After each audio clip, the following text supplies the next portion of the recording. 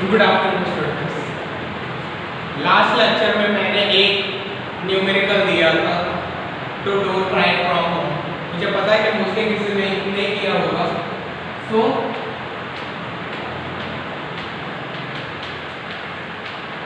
What was that numerical?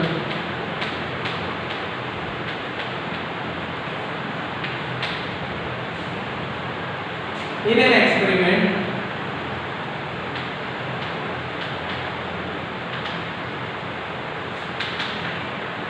Rayleigh line was observed at 5650 angstrom and Stokes line was observed at 5810 angstrom. Calculate the wavelength of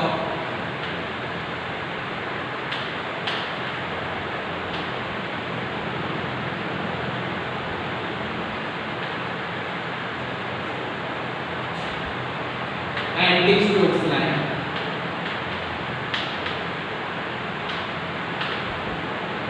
So this was my question.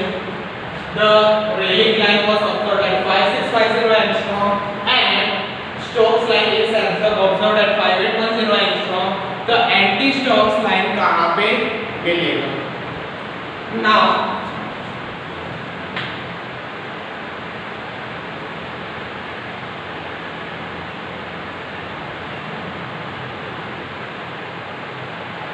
so these are the three lines.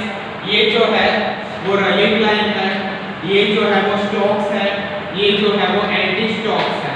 Okay, तो मैंने बताया था कि Rayleigh में से जो Stokes का difference है that is delta E and similarly Rayleigh में से एंटी Stokes का जो डिस्टेंस है that is also delta E. What is delta E? Delta E is Raman shift. Okay, so मेरे पास R है, S है और मुझे AS ढूंढना है। नाउ ये जो है this line is of energy. Energy का फॉर्मूला क्या है? E is equal to hν, E is equal to hc by lambda, E is equal to hc into mu bar. These are the three values of three equations of energy. Okay, तो ये equation से मैं बोल सकता हूँ कि energy is directly proportional to V mu, that is frequency. It is inversely proportional to 1 upon lambda and it is directly proportional to mu bar. तो energy, frequency and wave number वो एक ही line में आता है, लेकिन wavelength जो है that is inversely proportional. तो अगर मुझे वेवलेंथ दिया हो तो उसके लिए मुझे एनर्जी में कन्वर्ट करना होगा बिकॉज ये इसके ऑपोजिट में है ना। So if this wavelength is given I have to convert this into energy, but ये जो प्रोसेस है वो थोड़ा लेंथी है, तो मैं क्या करूंगा, वेवलेंथ को मैं वेव नंबर में कन्वर्ट कर दूंगा। Okay, so how to convert wavelength to wave number? तो यहाँ पे मुझे पता चल गया ये एंगस्ट्रॉम में है, so this is my wavelength, this is also my wavelength. Now wavelength is converted into wave number. तो वेव नंबर का फॉर्मूला क्या है? 1 upon lambda। तो 1 upon lambda करूंगा then I will get the value of mu bar। तो wavelength का जो first Rayleigh line है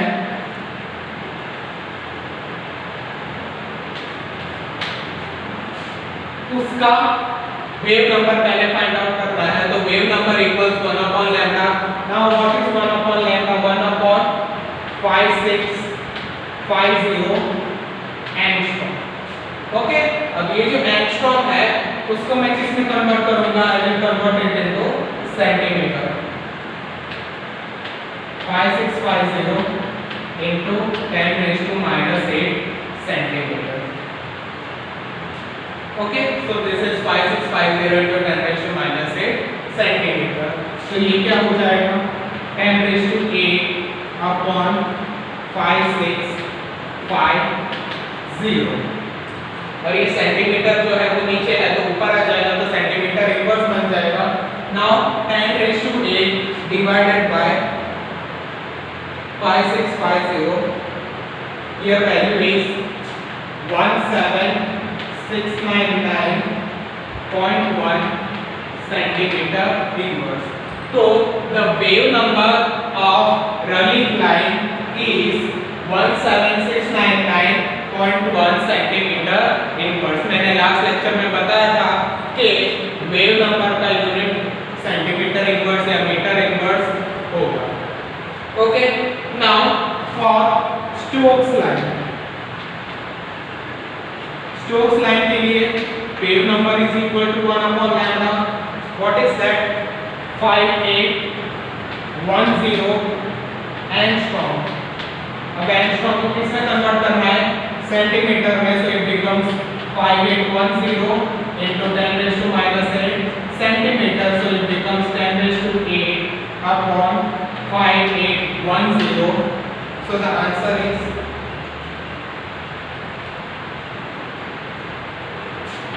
17211.7 centimeter inverse. ओके, अब ये जो है मुझे स्टोक्स लाइन का मिल गया एंड रलिंग लाइन का मिल गया। रलिंग का मिल गया, स्टोक्स का मिल गया। अब मुझे ढूंढना है एंटी स्टोक्स। अब रलिंग का वैल्यू है एंड स्टोक्स का वैल्यू है, तो इन दोनों को मैं माइनस करूंगा तो मुझे किसका वैल्यू मिलेगा डेल्टा ई का। तो डिस्प्लेसमेंट इज दोनों का difference, that means 17699.1 minus 17211.7. So what is the answer? 17699.1 minus 17211.7, that is 487.4. ये जो है वो अपना डेल्टा ई है। अब R में से S तक जाने के लिए डेल्टा ई चाहिए, तो R में से AS जाने के लिए भी डेल्टा ई चाहिए होगा, तो R plus delta E is equal to AS. So what is AS? Wave number of anti-stock is equal to Rayleigh plus delta E. So what is Rayleigh? It is 17699.1 centimeter inverse plus 487.4 centimeter inverse. तो answer क्या आएगा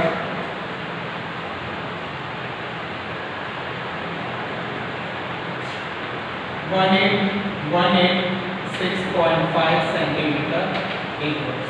तो ये मुझे anti Stokes line का wave number मिला है। तो wave number of anti Stokes line is 18186.5। But मुझे क्या चाहिए, I want the wavelength of anti Stokes line. तो वेवलेंथ का फार्मूला क्या है, wavelength is 1 upon new bar. So what is 1 upon new bar? 1 upon 18186.5 centimeter inverse. So what is that? 1 upon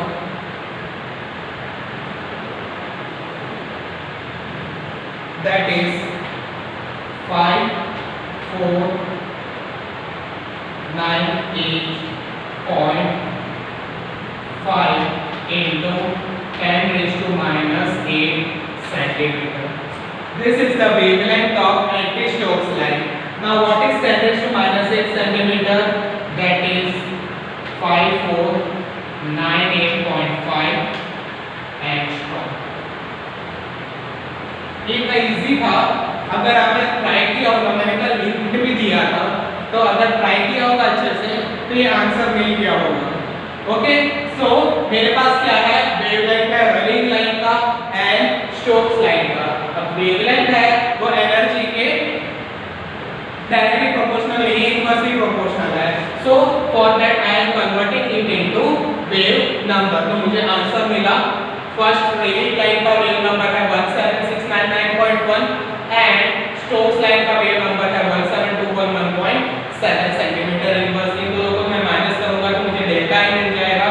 way delta आई को are के value में railing line के value में add करूंगा तो मुझे क्या मिलेगा, एंटी स्टोक्स लाइन का वेव नंबर।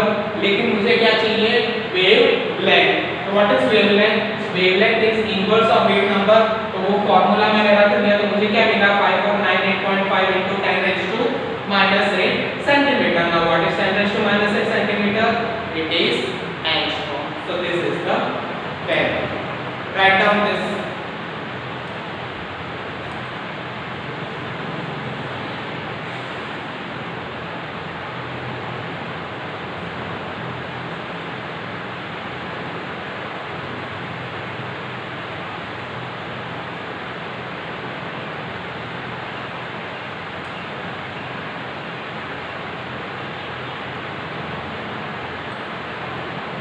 अब रमन स्पेक्ट्रोस्कोपी में ये एक न्यूमेरिकल सिंपल न्यूमेरिकल है, इंफ्रारेड जैसा न्यूमेरिकल होता नहीं है। So we will do a PPT presentation, that means revision हो जाएगा रमन स्पेक्ट्रोस्कोपी का। This is an example. ये आपके कोर्स में नहीं है लेकिन ये कॉन्सेप्ट है आपके कोर्स में, तो यू शुड नो के कैसे न्यूमेरिकल सॉल्व करना है। तो मैंने एक एग्जांपल, एक एक्स्ट्रा न्यूमेरिकल आपको करवा दिया है। That's it. नाउ पीपीटी में मैंने इंफ्रारेड एंड रमन का जो डिफरेंस है वो रखा हुआ है, दैट इज मोस्ट इंपॉर्टेंट। वो ध्यान से देख लेना। और अभी तक जो भी मैंने करवाया है वो मैंने ऐसा रिवीजन पीपीटी में करवा दिया है। So by that PPTs your Raman spectroscopy unit will be completed. Write down this numerical.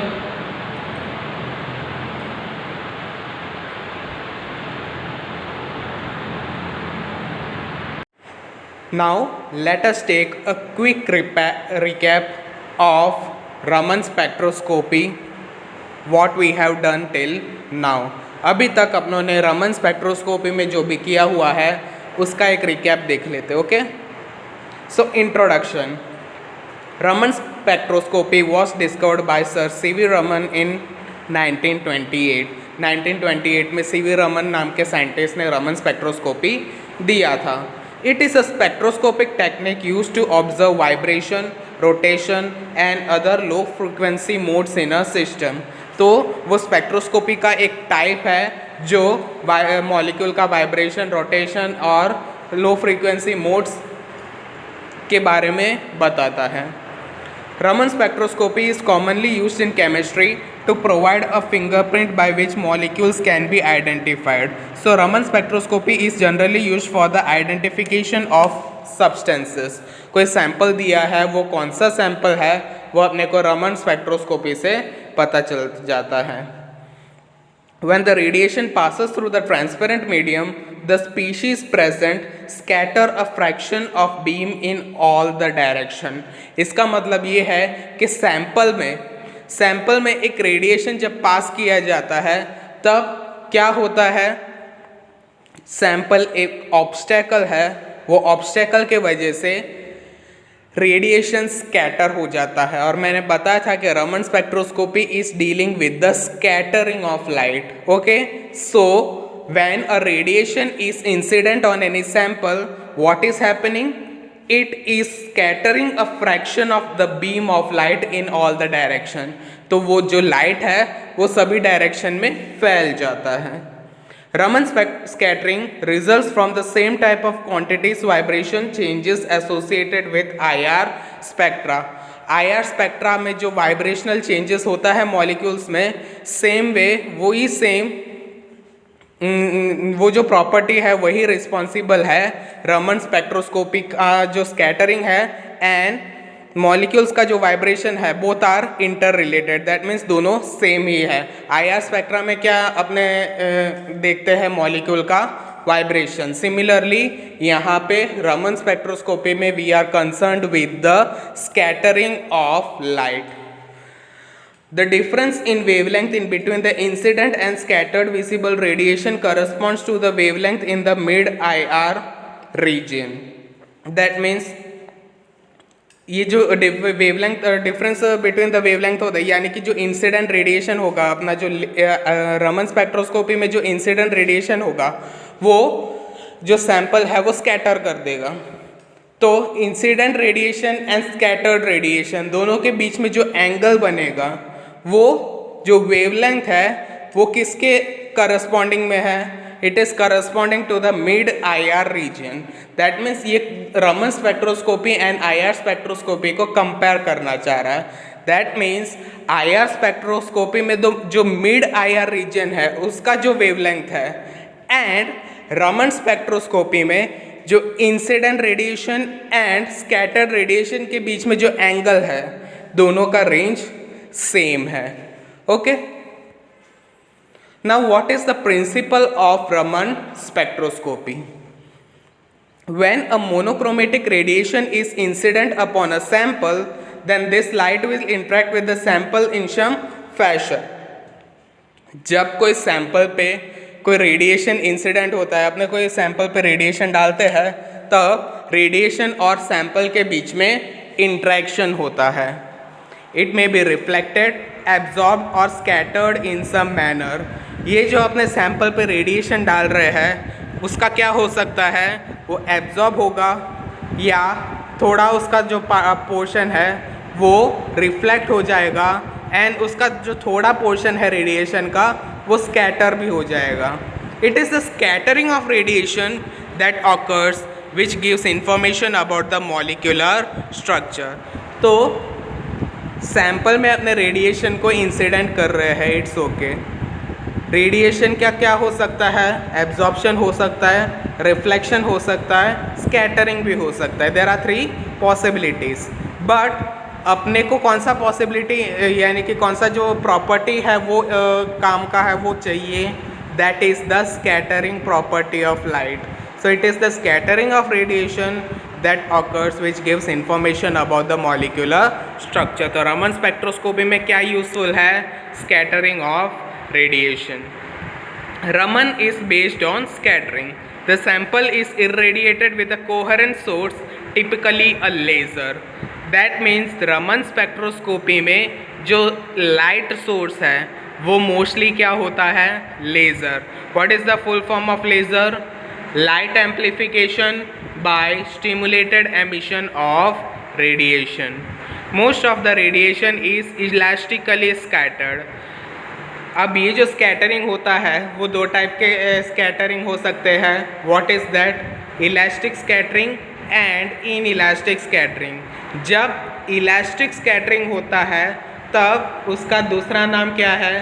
That is the Rayleigh scattering. Okay, so most of the radiation will undergo the elastic scattering which is known as Rayleigh scattering, but some of the small portion of the radiation will undergo inelastic scattering। that means वो Raman scattering देगा।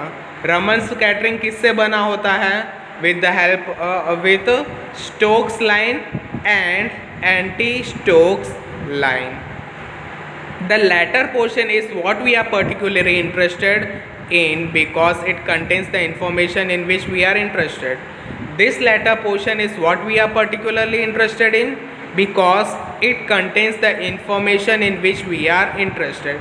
The latter portion means मतलब former मतलब पहले वाला कौन सा है?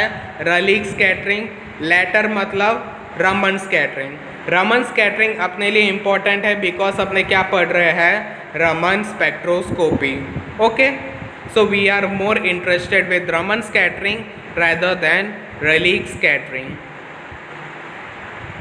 The spectrum is measured with the laser line as a reference, hence the peak are measured as a shift from the laser line। तो यहाँ पे अपना जो source of light है वो laser है, so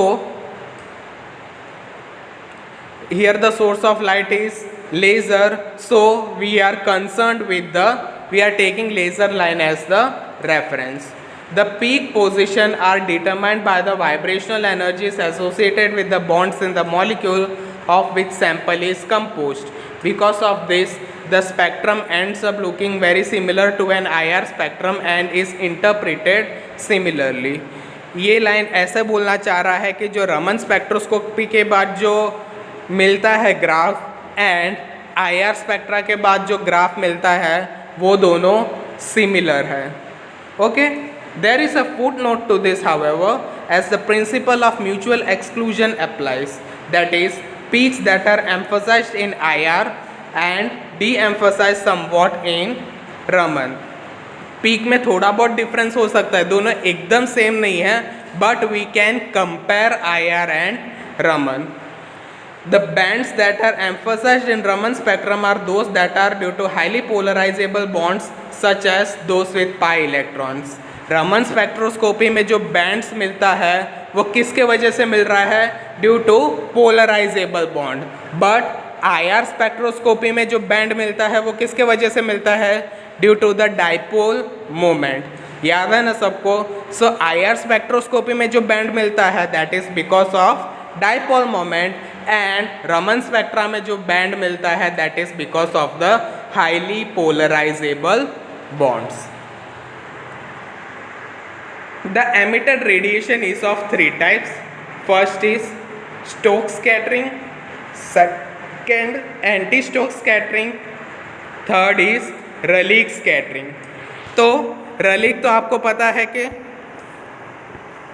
वो जैसे ही n इज इक्वल टू 0 में से एक्साइट हो जाएगा विजुअल लाइन में, एंड वहाँ से वर्चुअल लेवल में से again n is equal to 0 में आएगा.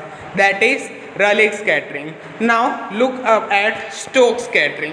तो यहाँ पे आप देख सकते हो कि V इज इक्वल टू 0 में था पहले मॉलिक्यूल, अब एनर्जी h न्यू मैंने एक्सटर्नली दिया तब वो एक्साइट हो गया, excited to the upper virtual level. Now reaching there it comes back to the normal ground level at n is equal to 1. तो यहाँ पे आप देख सकते हो कि मॉलिक्यूल का एनर्जी बढ़ गया है एंड जो रेडिएशन है उसका एनर्जी कम हो गया है. So this is known as Stokes line.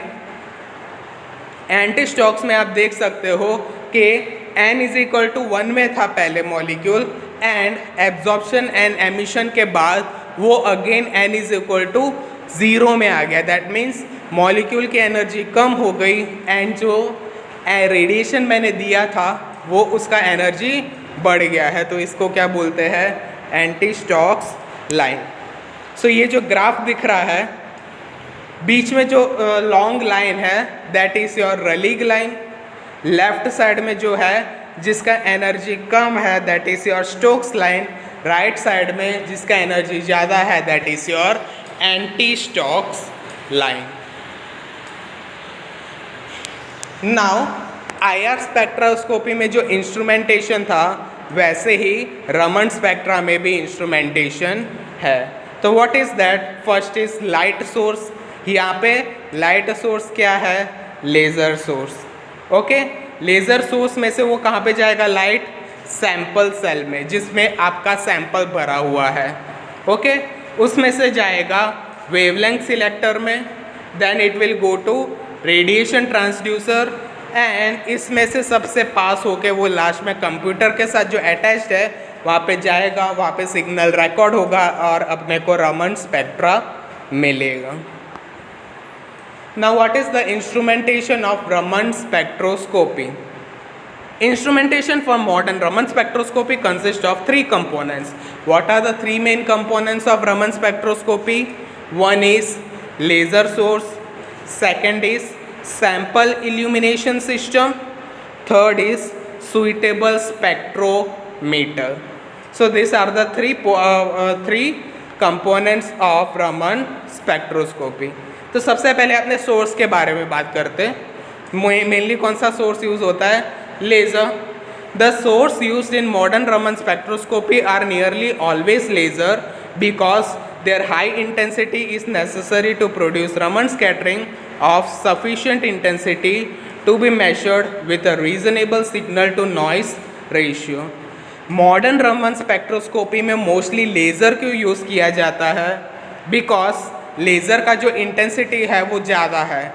Laser has high intensity जिसके वजह से स्कैटरिंग जो है वो अच्छी तरीके से हो जाता है जो रमन स्पेक्ट्रोफोटोमीटर डिटेक्ट कर सकता है. Okay, so that is why we are using laser light as a light source.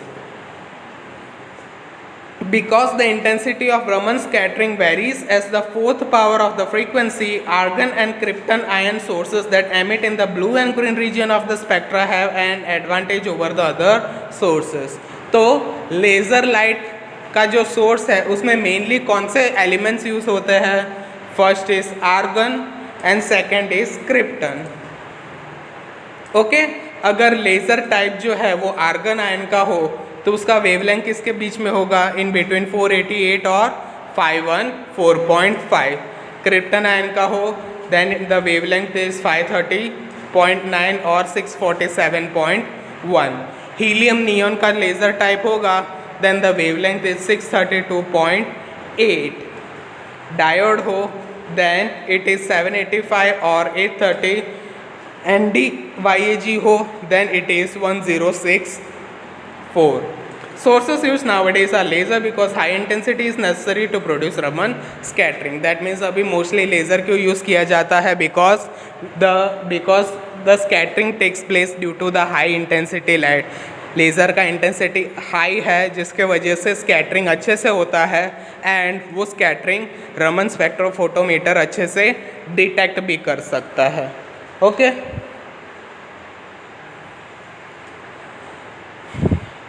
now what is the second component? Second component is sample illumination system.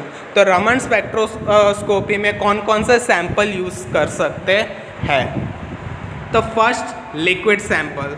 A major advantage of sample handling in Raman spectroscopy compared with infrared arises because water is a weak Raman scattered but a strong absorber of infrared radiation. Thus, aqueous solution can be studied by Raman spectroscopy but not by infrared. इसका मतलब ये है कि Raman spectroscopy में अपने water add use कर सकते हैं बट इंफ्रारेड स्पेक्ट्रोस्कोपी में अपने वाटर को एज ए सॉल्वेंट यूज़ नहीं कर सकते. बिकॉज इफ़ यू रिमेंबर, अगर अपना वाटर ऐड करते हैं तो हाइड्रोजन बॉन्डिंग हो जाता है. इंटरमॉलिक्यूलर हाइड्रोजन बॉन्डिंग जो है वो डिस्ट्रॉय हो जाता है जिसके वजह से रीडिंग में प्रॉब्लम होगा. बिकॉज वाटर का जो रीडिंग है वो भी IR स्पेक्ट्रा में दिखेगा but water is not Raman active. That means Raman spectroscopy में पानी का कोई अलग पीक नहीं दिखेगा. That's why Raman spectroscopy is more useful than infrared spectroscopy because in infrared spectroscopy we cannot use water as a solvent but in Raman spectroscopy we can use water as a solvent.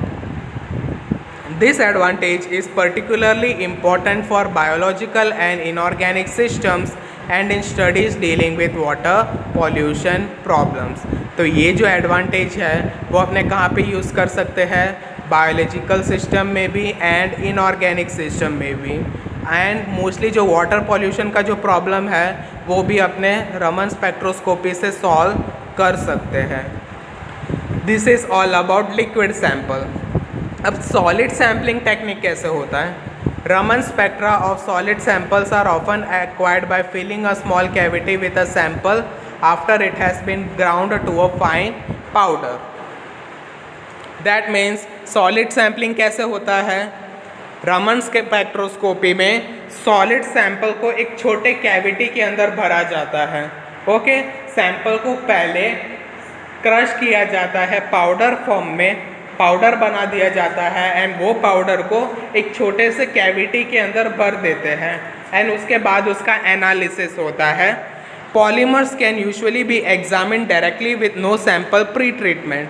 Okay, so जो भी polymers है, जो solid polymers है, उसको directly अपने powder बना के you can do the Raman spectroscopy. This is all about solid sampling. Then comes your gas sampling. Gases are normally contained in glass tubes 1 to 2 centimeter in diameter and about 1 millimeter thick. तो gas sample को mostly किस में रखा जाता है? Glass tube में रखा जाता है जिसका डायमीटर 1 से 2 सेंटीमीटर है एंड जिसका थिकनेस जो है that is around 1 millimetre. Gas can be sealed in small capillary tubes. Capillary tubes के अंदर गैस भरा जाता है और उसको सील किया जाता है and then the sampling of gaseous substance takes place. Raman spectrometers के बारे में बात करते हैं। Raman spectrometer were similar in design and used the same type of components as the classical UV visible dispersion instruments. That means Raman spectrometer का जो design है वो UV visible dispersing instrument के कंपैरिजन में ही है। That means both are similar in design. उसके जो कंपोनेंट्स है दोनों में सेम है। Most employed double grating system to minimize the spurious radiation reaching the transducer. Photomultipliers served as transducers. That means grating system, that means monochromator जो है, prism and grating मैंने last IR के lecture में समझाया था कि what is grating system. तो यहाँ पे सिंगल ग्रेटिंग नहीं हो रहा, डबल ग्रेटिंग, डबल प्रोटेक्शन हो रहा है ताकि जो रेडिएशन है वो ज़्यादा स्कैटर ना हो। ओके, तो ट्रांसड्यूसर तक जो रेडिएशन पहुँच रहा है वो ज़्यादा स्कैटर होके नहीं पहुँचे। Now Raman spectrometers being marketed are either Fourier transform instruments equipped with cooled germanium transducer or multi-channel instruments based upon charge couple devices. तो अभी जो रमन स्पेक्ट्रोमीटर्स है वो फूरियर ट्रांसफॉर्म इंस्ट्रूमेंट्स है। फूरियर वो आपके कोर्स में नहीं है, it's just for an extra information. Now main, ये जो है वो मेन है आपके फुल यूनिट में। दैट मीन्स रमन स्पेक्ट्रोस्कोपी में मेन कौन कौन से चीज़ है। First is introduction, then Rayleigh scattering, Stokes line, anti Stokes line and difference between Raman and infrared. Okay, so this is a very important topic. So what is the difference between Raman spectroscopy and infrared spectroscopy? What is the first point? Raman में it is due to the scattering of light by a vibrating molecules. Okay, तो Raman spectroscopy किसके वजह से होता है? Light के scattering के वजह से। Light when it is incident then it gets scattered, that's why Raman spectroscopy takes place, whereas infrared spectroscopy is the result of absorption of light by the vibrating molecules. Infrared spectroscopy में क्या होता है, वो infrared radiation को absorb करता है, but Raman spectroscopy में molecule laser light को क्या कर देता है, वो स्कैटर कर देता है। So principle of Raman spectroscopy is scattering and principle of infrared spectroscopy is absorption. Okay, that is the first point of difference. What is the second difference? The vibration in Raman active is Raman active if it causes a change in polarizability. Okay, infrared radiation में क्या कैसे होता है, अगर molecule के dipole moment है, infrared radiation वही molecule में होता है जिसके पास डाइपोल मोमेंट है, एंड रमन स्पेक्ट्रोस्कोपी किस में होता है, which shows a change in polarisability. जो पोलराइजेबल चेंज दिखाता है वो ही रमन स्पेक्ट्रा देता है। थर्ड, इंफ्रारेड स्पेक्ट्रोस्कोपी में मॉलिक्यूल के पास डाइपोल मोमेंट होना ज़रूरी है, but in Raman spectroscopy it is not necessary for the molecule to have a dipole moment. So that is the third point of difference. What is the fourth point of difference? Infrared spectroscopy में we can not use water, पानी को अपने use नहीं कर सकते हैं, because अगर अपने पानी को यूज़ करें तो इंफ्रारेड स्पेक्ट्रा में पानी का जो बैंड है वो दिखाई देगा।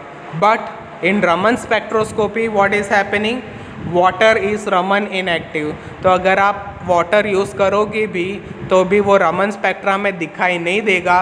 So we can use water as a solvent in Raman spectroscopy, but we cannot use water as a solvent in IR spectroscopy. Infrared spectroscopy में क्या है कि sample preparation is elaborate, gas samples can rarely be used. Sample preparation थोड़ा lengthy process है. मैंने समझाया था IR में कि sampling technique, solid sampling, liquid sampling, उसका जो प्रोसेस था वो थोड़ा हाई कॉम्प्लेक्स था. एंड गैसेस सैम्पलिंग जो है वो मोस्टली कम यूज़ होता है IR स्पेक्ट्रोस्कोपी में. बट रमन स्पेक्ट्रोस्कोपी में क्या है, sample preparation is very much easy, it is not so complex and even it can be in any state. अभी मैंने बताया कि वो सॉलिड सैम्पलिंग भी हो सकता है, लिक्विड सैम्पलिंग भी हो सकता है, या गैसेस सैम्पलिंग भी हो सकता है. It can be in any state. What is the next point of difference? Infrared radiation, infrared spectroscopy है वो मॉलिक्यूल का आयनिक कैरेक्टर बताता है, एंड रमन स्पेक्ट्रोस्कोपी जो है वो मॉलिक्यूल का कोवेलेंट कैरेक्टर बताता है. अब इंस्ट्रूमेंटेशन के बारे में बात करते हैं. इंफ्रारेड स्पेक्ट्रोमीटर का जो इंस्ट्रूमेंटेशन है, जो स्पेक्ट्रोफोटोमीटर है, वो कंपैरेटिवली चीप है. That means Raman spectrophotometer is more expensive, उसमें ज़्यादा पैसा लगता है रमन स्पेक्ट्रोस्कोपी में. So the cost of instrumentation is very high, while in infrared spectroscopy the cost of instrumentation is comparatively inexpensive. अब what are the different types of Raman spectroscopy? Raman spectroscopy के कौन कौन से types हैं? तो first is resonance Raman spectroscopy RRS, surface enhanced spectroscopy SERS, micro Raman spectroscopy and non-linear Raman spectroscopic techniques. तो ये 4 technique के नाम आपको याद रखना है कि ये सब जो है वो रमन स्पेक्ट्रोस्कोपी के टाइप्स है. Now what are the applications of Raman spectroscopy? The Raman technique is often superior to infrared for spectroscopy investigating inorganic substances because aqueous solution can be employed. ये पॉइंट में ये बताया गया है कि IR स्पेक्ट्रोस्कोपी से अच्छा रमन स्पेक्ट्रोस्कोपी है. किसके लिए? For inorganic substances, because in IR spectroscopy we cannot use water as a solvent. IR spectroscopy में पानी अपने यूज़ नहीं कर सकते हैं, but in Raman spectroscopy we can use water as a solvent. In addition, the vibrational energies of metal ligand bond are generally in the range of 100 to 700 per centimeter, a region of infrared that is experimentally difficult to study. तो metal ligand का जो bond होता है उसका vibrational energy किसके बीच में होता है? 100 से लेके 700 के बीच में. लेकिन ये जो रेंज है वो इंफ्रारेड रेंज नहीं है. तो ऐसे मॉलिक्यूल्स की जब बात आती है, when we have to study this type of molecules, then we have to use Raman spectra. This vibrations are frequently Raman active, however, and peaks with delta V values in this range are readily observed. तो Raman spectro ऐसे molecules जिसका vibrational range 100 से 700 के बीच में है, उसका जो Raman peak है वो जल्दी से अपने को मिल जाता है as compare to that of IR. Raman studies are potentially useful sources of information concerning the composition, structure and stability of coordination compounds. तो रमन स्पेक्ट्रोस्कोपी किस में काम आता है? It is used for studying the composition, structure and stability of coordination compounds. तो mostly coordination compound जिसमें metal ligand bond होता है उसको स्टडी करने के लिए रमन स्पेक्ट्रोस्कोपी यूज़ होता है. So this is all about Raman spectra in inorganic species. ये जो एप्लीकेशन है वो इनऑर्गेनिक स्पीशीज़ के लिए है. Now application of Raman spectra in organic species. Organic species में रमन स्पेक्ट्रा कैसे इम्पोर्टेंट है? Raman spectra are similar to infrared spectra in that they have regions that are useful for functional group detection and fingerprint that permit the identification of specific compounds. Raman spectra yield more information about certain types of organic substance than do their infrared counterparts. Organic species substance में भी suppose एक organic substance है उसका Raman spectra किया जाए and infrared spectra किया जाए तो ज़्यादा इन्फॉर्मेशन अपने को किस में मिलेगा. We will get more information in the Raman spectroscopy compared to that of the infrared spectroscopy because इसके functional group detection region and fingerprint region में ज़्यादा अपने को इन्फॉर्मेशन मिलता है.